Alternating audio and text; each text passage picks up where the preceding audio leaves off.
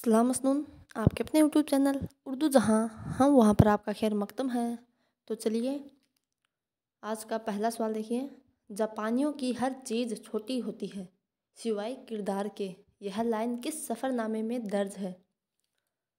तो बताना है यह जुमला किस सफ़रनामे का है। इब्ने बतूता के ताक़ुब में, ये इब्ने इंशा का सफ़रनामा है। जापान चलो जापान, ये मुस्तफ़ा हुसैन का है। मुसाफिरान लंदन, ये सर सैयद अहमद ख़ान का है। और सफ़रनामा रोम, ये शिबली नौमानी का है। तो इसमें जापान का जिक्र किस सफ़रनामे में आया है? तो जापान चलो जापान, ऑप्शन नंबर 2, ठीक है। ये मुस्तफ़ा हुसैन का है। तो ये बात जापान चलो जापान में शामिल है। अगला देखिए। रहे हैं फूल फूलों के गले लाग, मेरे सीने जुदाई का लगा दाग, यह शेर बिकट कहानी के किस उन्वान से माखूज है? बिकट कहानी किसकी है? तो अफजल पानीपती की, ठीक है। बारहमासा भी कहते हैं इसको। तो यह जो इसमें उन्वान है, यह कौन से उन्वान से है? सावन, भादो, चैत या बैसाख, ठीक है। ये हिंदी महीने हैं, 12 महीने। तो इसमें चैत गर्मी का महीना होता है, उसी में ये दर्ज है। रहे हैं फूल फूलों के गले लाग, मेरे सीने जुदाई का लगा दाग, ठीक है। तो उन्वान चैत का है। अगला देखिए। मीर अमन ने दिल्ली के तहजीबी नक़ूस इस दास्तान में पूरी शान से मुनअक्स किए हैं। उनकी ज़ुबान सादगी, सलासत और मुतनासिब अल्फाज का मरक़ा है। बोल चाल की आम ज़ुबान ने मीर अमन की नस्र को इस अहद का नुमाइंदा बना दिया है। यह कौल किसका है? यह कौल है अनवर सदीद का। अगला देखिए। आल अहमद सरूर ने अपनी खुदनविस्त स्वाना ख्वाब बाकी हैं कि किस बाब में जाकिर हुसैन साहब का जिक्र बड़ी तफसील के साथ किया है? तो ख्वाब बाकी हैं, ये किस नौइयत की है? तो यह खुदनविस्त है। किसकी? आल अहमद सरूर की, ठीक है। तो इसमें जाकिर हुसैन का किरदार किस में है? तो अलीगढ़ में, ठीक है।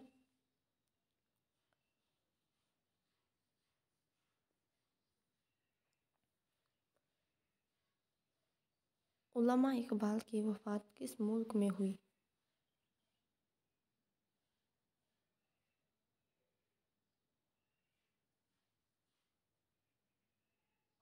उनकी हिंदुस्तान में हुई थी वफ़ात,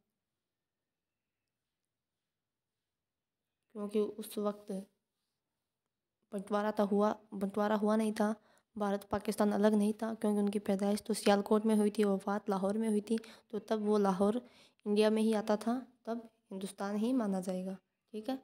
अगर ऐसा पूछ लिया जाए कि आज़ादी के बाद, तब पाकिस्तान होगा, ठीक है।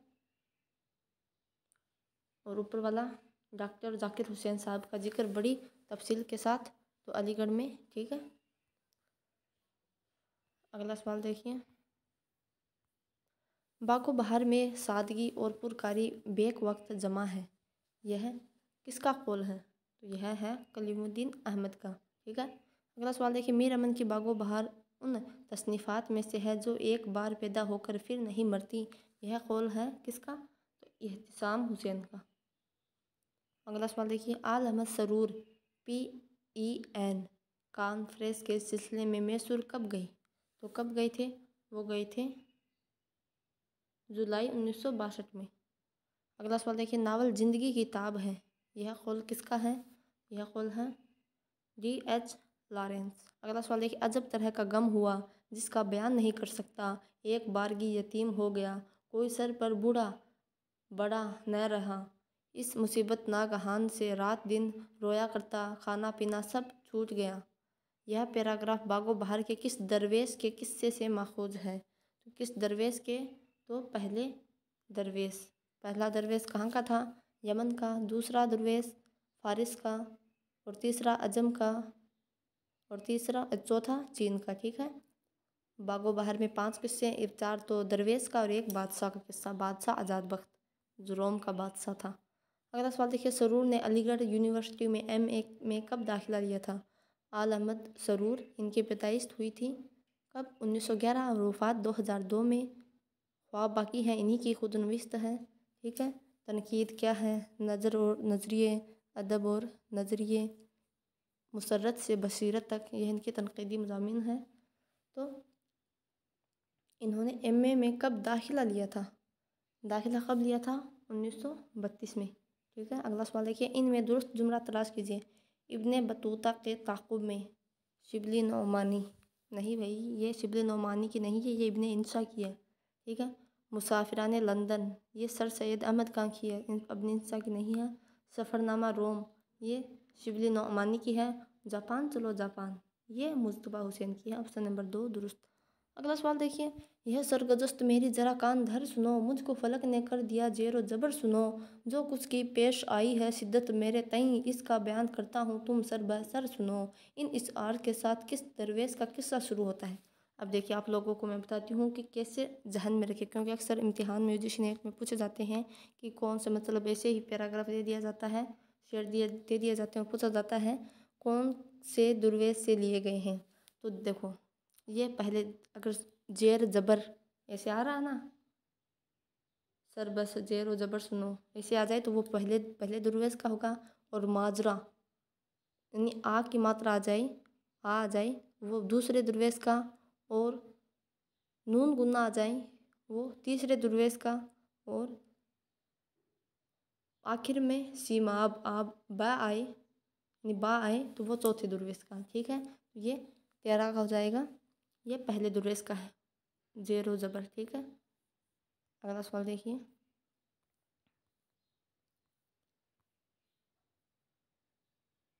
इकबाल की किस नज़्म में ज़िंदगी सल्तनत दुनिया इस्लाम तस्वुर खुदी अनासर फितरत असर हाजिर के मसाइल मगरिब व मशरिक़ का मुवाजना मुस्लिम उम्मत और उन सब के साथ साथ शख्सी वारदात का बयान मिलता है? तो उनके किस नज़्म में मिलता है? तो उनकी नज़्म शाक़ीनामा जो बांगे दरा में शामिल है, सॉरी बाले जिब्रील में शामिल है शाक़ीनामा, उसी में है ज़िंदगी सल्तनत दुनिया इस्लाम तस्वीर खुदी, ठीक है। तो शाक़ीनामा उलमा इकबाल की नज़्म है, उसी में शामिल है। उनके 4 मजमूए हैं, बांगे दरा, बाले जिब्रील, ज़रब कलीम और मकान हिजाज। तो ये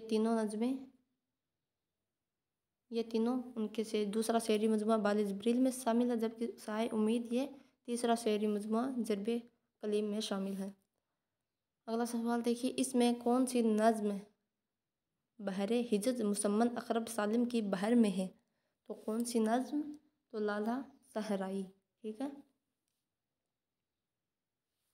अगला सवाल देखिए, फिर उसी बेवफा पे मरते हैं, फिर वही ज़िंदगी हमारी है, ख्वाब बाकी है में यह शेर आया है, यह शेर किसका है? यह शेर किसका है? फिर इसी बेवफा पे मरते हैं, फिर वही ज़िंदगी हमारी है, बहुत ही मशहूर शेर है। ये किसका हो सकता है? तो यह गालिब का ही हो सकता है, ठीक है। और ख्वाब बाकी है खुदनविस्त आल अहमद सरूर की है। अगला सवाल देखिए, खुश रहो अहले वतन किस सफ़रनामे का उन्वान है? खुश रहो अहले वतन, ये जापान चलो जापान मुस्तफ़ा हुसैन का उसका उन्वान है, खुश रहो अहले वतन। अगला सवाल देखिए, यान अमीर कन के हवाई जहाज़ 1747 का शुमार दुनिया के बड़े हवाई जहाज़ों में होता है। अपने मुल्क में तो हम वक्तन फ़ो वक्तन एयरवो बॉन्क एयरलाइंस और ऐसी कमास के दिगर तैयारों को भुगत चुके थे, लेकिन 747 में बैठने का पहला तजुर्बा था। यह पैराग्राफ किस सफ़रनामे में दर्ज है? तो यह सफ़रनामा जापान चलो जापान से लिया गया है। अगला सवाल देखिए, 19 का, पड़ोस में एक मुसलमान घराना भी था जिसमें एक लड़की मुझसे 2-3 साल बड़ी थी, उसका नाम गालिबन रहा होगा। आल अहमद सरूर की खुदनविस्त स्वाना ख्वाब बाकी हैं कि लाइन ये को मुकम्मल कीजिए। अब यहाँ पर जो डैश डैश लगा हुआ आपको बताना है। तो 2-3 साल बड़ी थी, इसका नाम आयशा था। क्या था? आयशा था, ठीक है। आयशा गालिबन गालिबन आयशा रहा होगा, ठीक है। अगला सवाल देखिए, तो फिर उन 40 करोड़ इंसानों को नाजियों की चक्की में पिसता देख कर तुम्हारे कान पर जूं क्यों नहीं रेंगती? फ्रांस को तुम बचाने दौड़े, पोलैंड की मौत पर छाती कूट कूट कर रोए, बरतानिया के हाथ से 2-3 सोने की चूड़ियाँ जापानियों ने छीन ली तो कलेजे मसल गए। मगर यह कैसी इंसानियत है जो बस तुम्हें सफ़ेद चूड़ी ही में नज़र आती है। यह पैराग्राफ किस किताब से माखूज है? तो यह पैराग्राफ है टेढ़ी लकीर, इस्मत चुगताई का है नावल, जो निसाब में भी शामिल है, टेढ़ी लकीर 1942। ठीक है। अगला सवाल देखिए, मुस्तफ़ा हुसैन का सफ़रनामा जापान चलो पहली बार कब शाये हुआ? तो पहली बार जापान चलो जापान कब शाये हुआ? तो 1983 ईस्वी में। अगला सवाल देखिए, बागो बहार उर्दू नस्र की पहली जिंदा किताब करार पाई, यह कौल किसका है? यह कौल है सैयद अब्दुल्ला। ठीक है। अगला सवाल देखिए, बागो बहार के किरदार दमिश्क की शहजादी के खजांची का क्या नाम था? तो दमिश्क की शहजादी पहले दुर्वेश में शामिल है, दमिश्क की शहजादी, तो उसमें जो खजांची था उसका क्या नाम था? तो उसका नाम था सैयदी बिहार। ठीक है। जो हजाम वो ईसा था, ईसा हजाम था। ठीक है। अगला सवाल देखिए, उलमा इकबाल ने अपने किस नज़्म में उम्मत के रिवायात में हो जाने की बात कही है? तो किस में कही है? उन्होंने साक़ीनामा में कही है। ठीक है। अगला सवाल देखिए, मुस्तफ़ा हुसैन की पैदाइश किस जगह हुई थी? उनकी पैदाइश कर्नाटक में हुई थी। ठीक है। मुस्तफ़ा हुसैन की पैदाइश कर्नाटक में हुई थी। अगला सवाल देखिए, सवाल नंबर 26, कुंदन की क्यारी पर बुढ़ैया दौलत का सांप बनकर पहरा देती, क्या मजाल जो कोई छू भी जाए। एक दिन बुढ़ैया ने जानबूझकर, अच्छा बुढ़िया है नाम है ये, बुढ़िया ने जानबूझकर क्यारी में से धनिया तोड़ लेना चाहा। कुंदन की क्यारी में से कुंदन की क्यारी में से तोड़ो, हमारी क्यारी में से नहीं। यह पैराग्राफ किस किताब से माखूज है? तो भाई कुंदन नाम आ गया है, तो आप कुंदन नाम देखकर रशीद अहमद सिद्दीकी के खाके की तरफ जाओगे, लेकिन वहाँ नहीं जाना है। ठीक है। तो यह है टेढ़ी लकीर, इसमें चुगताई की है, उसकी तरफ जाना है। ठीक है। ज़रूरी नहीं जिसका नाम हो तो कुंदन नाम हो तो आप कुंदन उसी से हो। ठीक है। तो गलती ना करें। ये टेढ़ी लकीर नावल है जो इसमें चुगताई का, उससे ये लाइनें ली गई हैं। अगला सवाल देखिए 27 का, ख्वाब बाकी हैं में काबिल, Chicago, Romania, Hungary, Soviet union, Kazakhstan, Tashkent, Samarkand, रूस और अमेरिका के सफ़र के वाक़यात किस बाब में पेश किए गए हैं? तो किस बाब में पेश किए गए हैं? वो अलीगढ़ वाले बाब में पेश किए गए हैं। अगला सवाल देखिए, नावल टेढ़ी लकीर में नूरी के भाई का क्या नाम है? नूरी के भाई का नाम नूरा हो सकता है क्या? नहीं, नूरा कैसे हो सकता है? तो नूरी के भाई का नाम है मन्नू। ठीक है। मन्नू नूरी के भाई का नाम है। अगला सवाल देखिए, मशरिक़ से हो बेजार न मगरिब से हिज्र कर, फितरत का इशारा है कि हर शब को सहर कर। यह किस नज़्म का आखिरी शेर है? यह किस नज़्म का? यह शाए उम्मीद का, उल्लामा इकबाल की है शाए उम्मीद, उससे ये लिया गया है। अगला सवाल देखिए, बिकट कहानी पहली बार कब शाये हुई? तो बिकट कहानी पहली बार कब शाये हुई? यह हुई थी 1965 में। ठीक है। अगला सवाल देखिए, इनमें 2 जुमरे सही हैं, बताना कौन कौन से जुमरे सही हैं। तो इसमें लाला सहराई ये बाले जबरील में शामिल है, ये दुरुस्त हो जाएगा। शाए उम्मीद नहीं, ये ज़र्ब कदीम में है।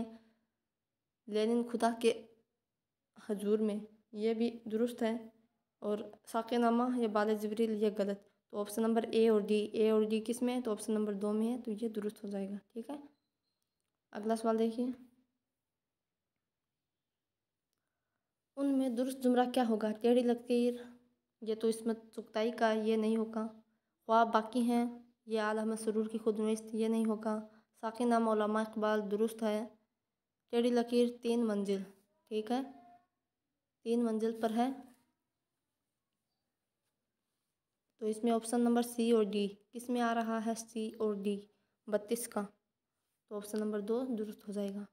अगला सवाल देखिए, स्वानेह कितने किस्म की होती हैं? स्वानेह कितने किस्म की होती हैं? तो 2 किस्म की। ठीक है। खुदनविश्त यानी बायोग्राफी और ऑटोबायोग्राफी, ठीक है, दो होती है। न देखा टुक हमन मुखड़ा सजन का, पड़ा सांस सा मुझे ज्यों के रहन का। ये पिकट कहानी के शेर में सांसा से क्या मुराद है? पड़ा सांसा मुझे ज्यों के रहन का, तो सांसा से क्या मुराद है? देखिए इसमें सोचिए क्या हो सकता है सांसा।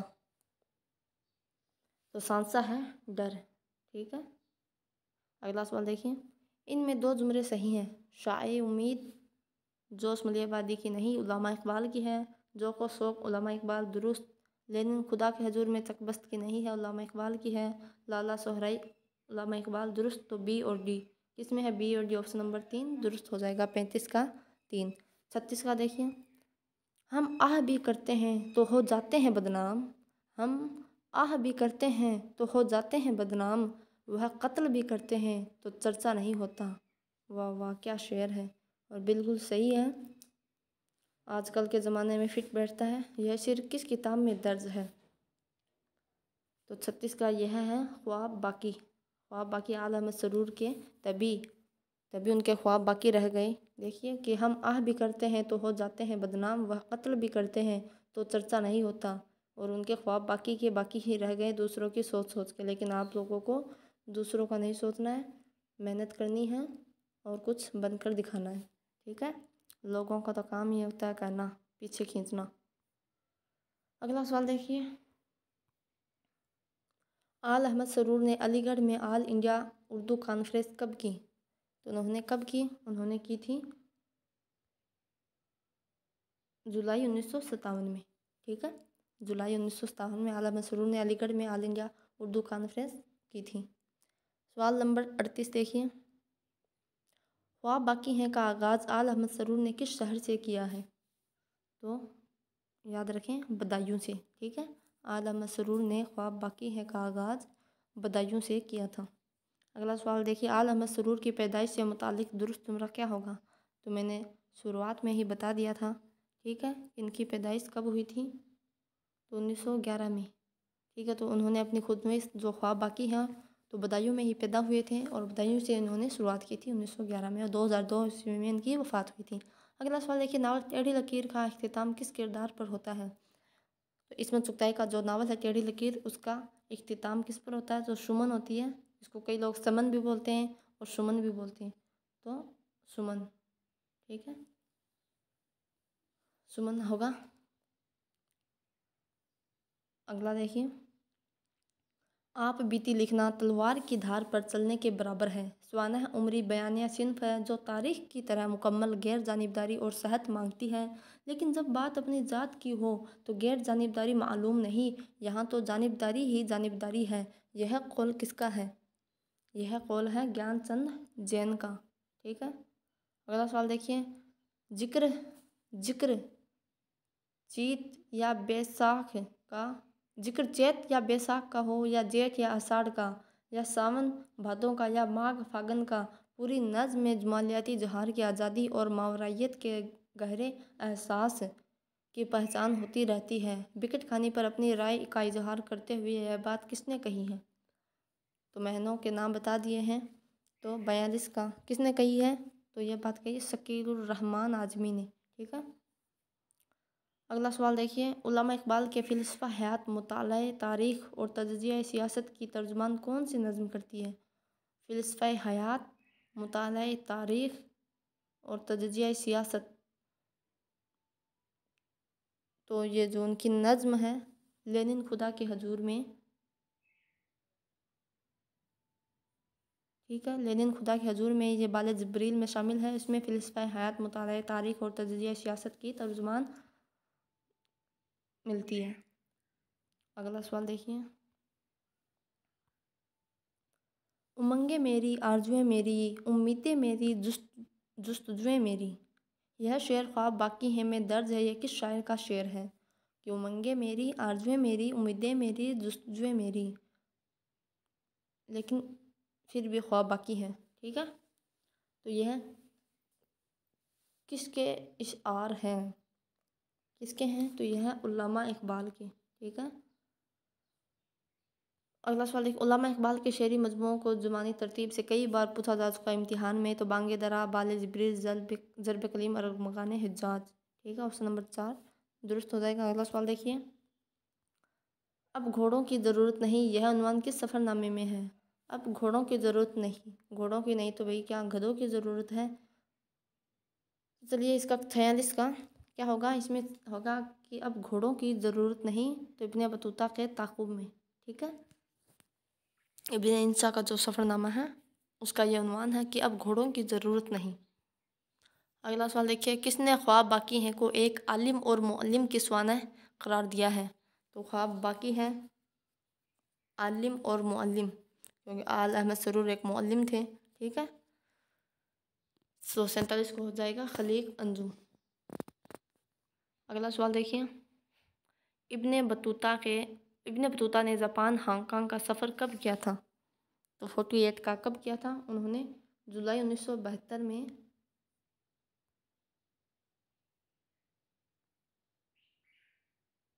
ठीक है, जुलाई 1972 में इब्ने बतूता ने जापान व हांगकांग का सफ़र किया था। आप लोग भी पढ़िए, मेहनत करिए और आप लोग भी फिर सफ़र करिए। बिल्किस रशीद इफ्तिकार प्रोफेसर रहमानी किस नावल के किरदार हैं? तो ये किस नावल के किरदार हैं 49 का? तो यह है टेढ़ी लकीर। ठीक है, टेढ़ी लकीर के किरदार हैं। अगला सवाल देखिए, मुस्तफ़ा हुसैन की मुलाकात प्रोफेसर सोजोकी से कब हुई थी? तो प्रोफेसर सोजोकी से कब हुई थी? तो 1973 में। ठीक है, 1973 में मुस्तफ़ा हुसैन की मुलाकात प्रोफेसर सोजोकी से हुई थी। तो 50 सवालात हो गए हैं, टाइम हो गया है, और भी कितने सवाल है देखते हैं।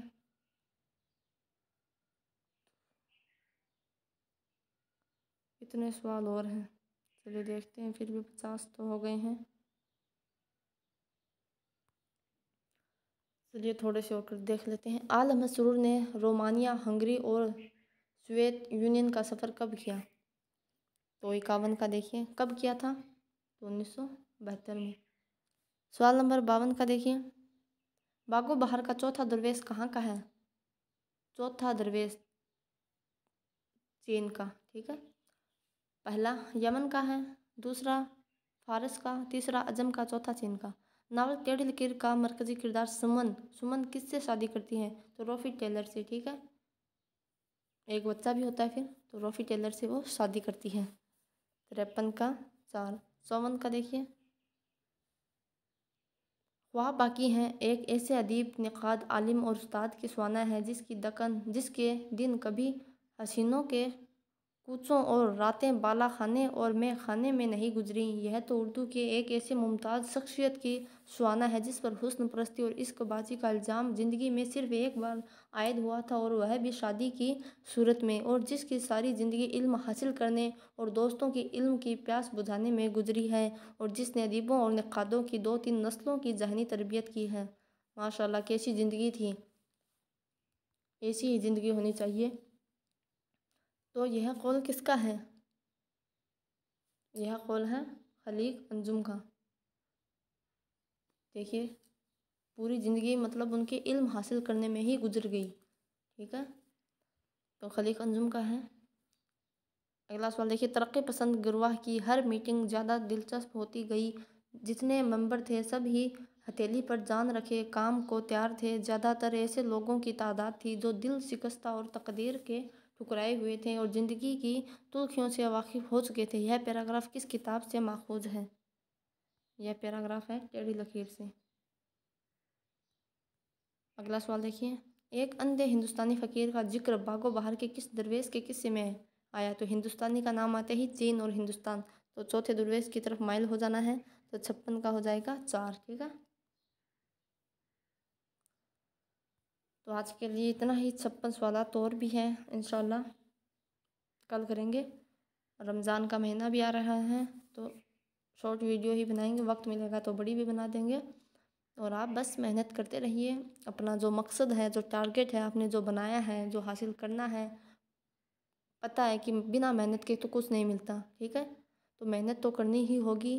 तो मतलब इतनी मेहनत करो कि आपने जो सोचा है वो आपको हासिल हो जाए। और नमाज़ पढ़ो, दुआ करो। रमज़ान का महीना आ रहा है तो उसमें खूब दुआ करो, रोज़े रखो, ठीक है, इबादत करो अल्लाह की, और मेहनत भी खूब करो। इंशाल्लाह कामयाबी ज़रूर मिलेगी, बस मेहनत जारी रखें, ठीक है जी। मोटिवेट नहीं होना है, मोटिवेट ही होना है, बस अल्लाह पर यकीन रखो। तो आज के लिए इतना ही, और शेयर ज़रूर करें, ठीक है, शेयर ज़रूर करें। अल्लाह हाफिज़।